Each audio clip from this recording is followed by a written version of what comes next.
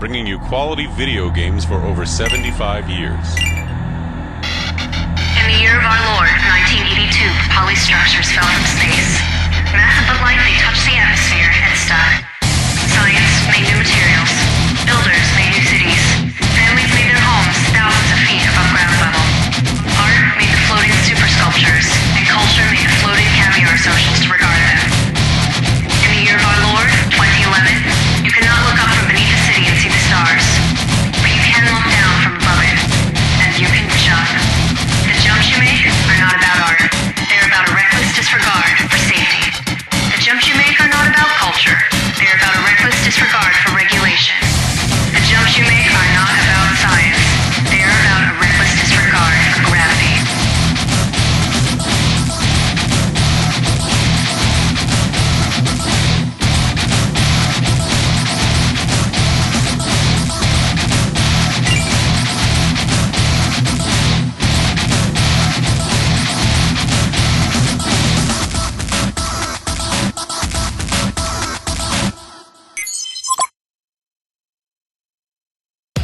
Hello, it's good to see you.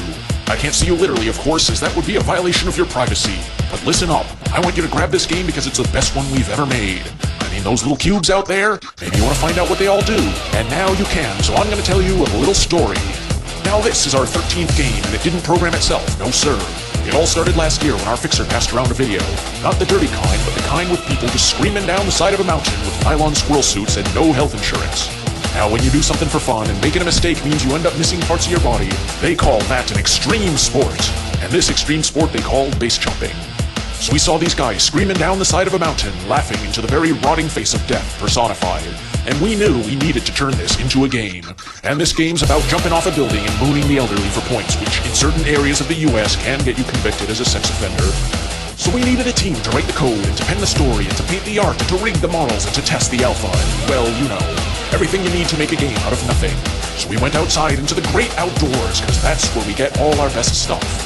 And let it be said that out there we have just the prettiest little garden, the biggest melons and the ripest tomatoes, and the juiciest strawberries in the whole city of Austin, Massachusetts. Every evening, the little ones try to sneak in and steal our strawberries with their grubby, fat little fingers. And for your benefit, I'm gonna call those little ones pixies because that's what they really are, no matter what the police say.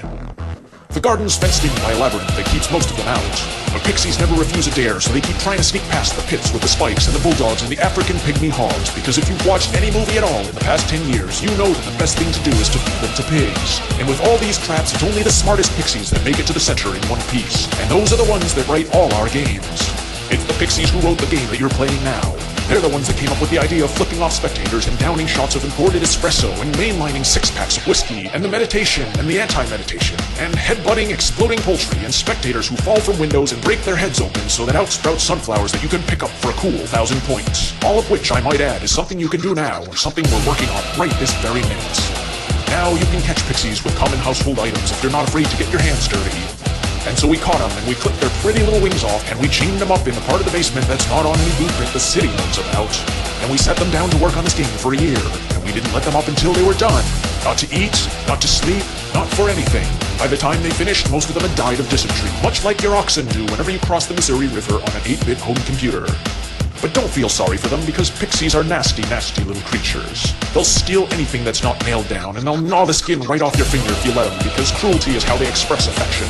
Put them down with a tiny little keyboard and they'll produce code that'll make any kernel hacker cry tears of joy. So go on and grab the game for yourself, because they gave their little lives for you.